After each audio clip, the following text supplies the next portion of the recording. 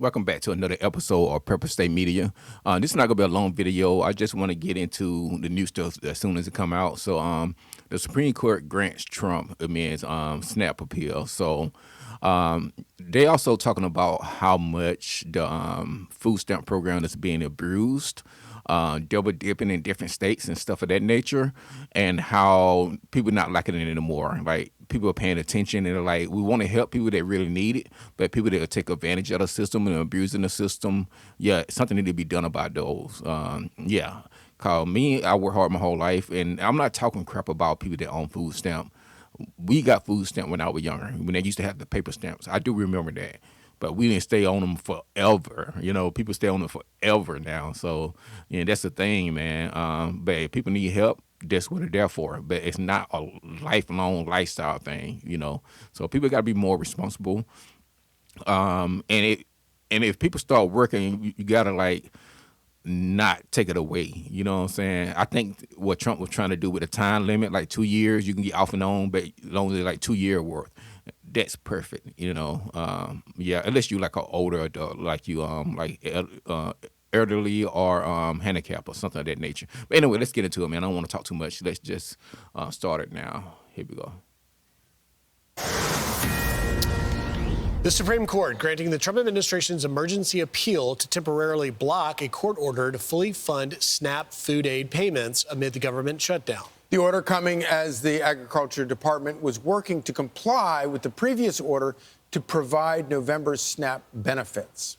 Here to react is Agriculture Secretary Brooke Rollins. Brooke, it's so great to have you back. We've been talking about ratings.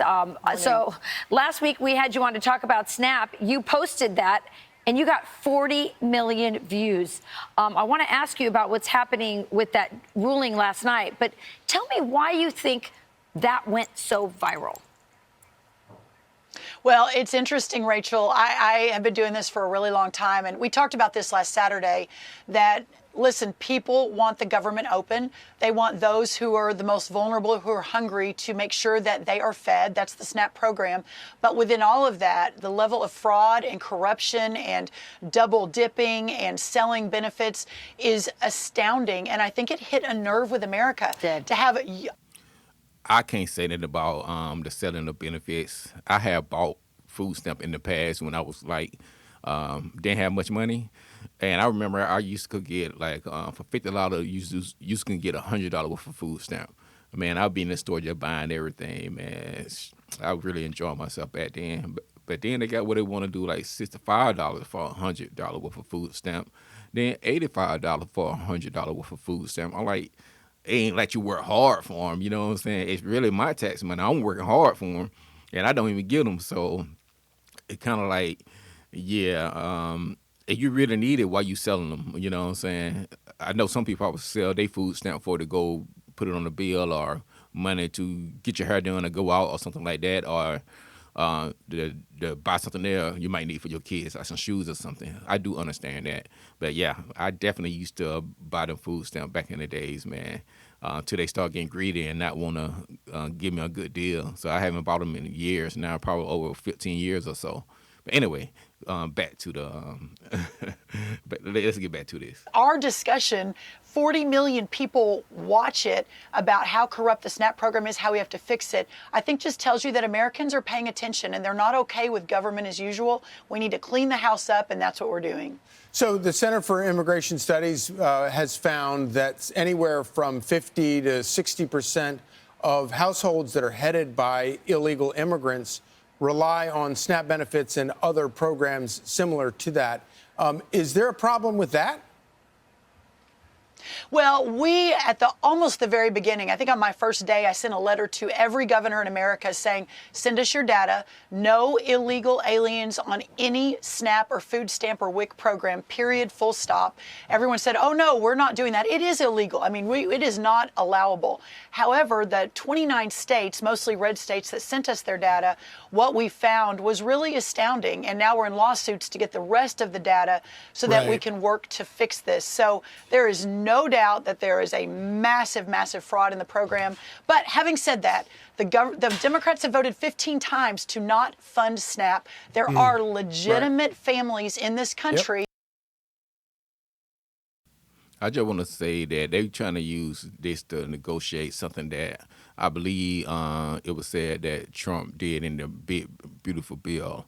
How you going to use a government shutdown to get somebody to do something that they did in the bill? Shouldn't it make more sense to wait till you get back into power to try to undo what he did? Because a lot of stuff that Biden done or what Obama done, Trump undone. Trump, pretty much reversed in his, when he came into office or whatnot.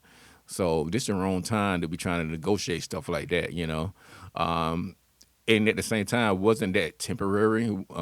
They expired because they said it to expire. You know what I'm saying? So Obama said it to expire. So shouldn't you be blaming Obama? Because you could have just easily said, kept it going for like 20 years or something. So it's kind of crazy. I think they did it. He did it on purpose for they'll have something to blame whoever in office if it's not them. You see what I'm saying? So if somebody else got in the office, like let's say Kamala Harris would have won, and they would have still be aspiring, but it wouldn't be a big deal. They probably just let them expire and wouldn't even say anything. They're like, they expired. Oh, okay, no biggie. It was temporary anyway. But now that Trump in office, they're making it a big deal. Cause my thing is like, why would Obama make it temporary? It wasn't Obama. It was Obama. Or was it was Biden? No, it was Obama. Yeah, it was Obama. Why would he make it temporary instead of just making it like forever or until somebody else take it out? So that's my thing. So yeah, I'm pretty sure if a Democrat would have got into office, nothing would be said about it. It'd be like quiet, hush, hush. But it was like a chess move. Like, okay, we can make it. We not in office at this time. We can make this into a big story. Yeah, let's do that. Let's set it aspire. You know what I'm saying? Yeah. So anyway, let's see what else. I'm gonna come back to her in a minute. Let's see what CNN take on this stuff. I like to get different sides, not just one political side. All right, let's see what CNN got to say about this. Millions of Americans bracing for a reduction of their food assistance benefits are not going to see cuts as large as they initially expected. The USDA is revising its guidance for SNAP recipients. They will now receive still a huge cut, 35% of their monthly SNAP allotment. That gives them more than 50% reduction, or I should say it was a 50% reduction that was initially announced and expected. So this is a little less than that. The USDA is issuing only partial benefits this month to comply with the court order amid the government shutdown. CNN's Renee Marsh is here with more on this. Renee, people are receiving partial payments, even though this isn't quite as bad. It's still not going to be enough. Absolutely. And, I just spent some time in West Virginia. I spoke with one mom, and I specifically asked her about these partial payments, and her words were, it's laughable. She'll still have to scrape by, ration out food. Well, I just had to say, you had to scrape by and ration out food like everybody else that work and don't get food stamp. Since when the government had to 100% take care of you, we helping you, you not starving. That's good enough, to be honest with you.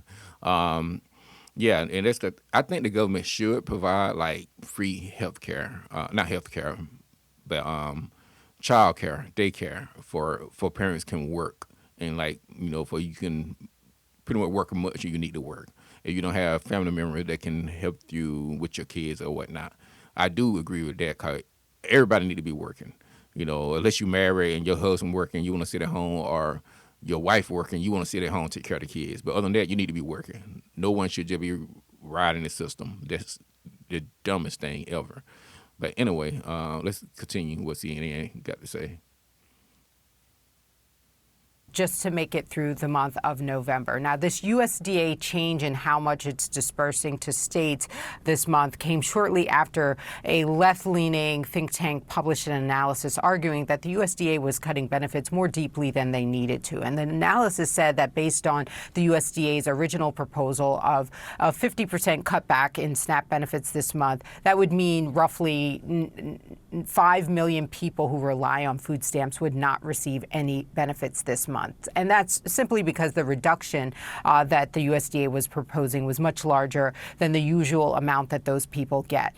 But just when people will start to receive these partial payments, it really, Brianna, depends on where they live. States have to now reconfigure their systems to make sure that they can make those reduced payments. That could take some states that use older technology weeks or even months. According to a USDA official, we know that in North Carolina and Massachusetts, people who rely on food stamps should receive their benefits next week. That's according to those states' websites.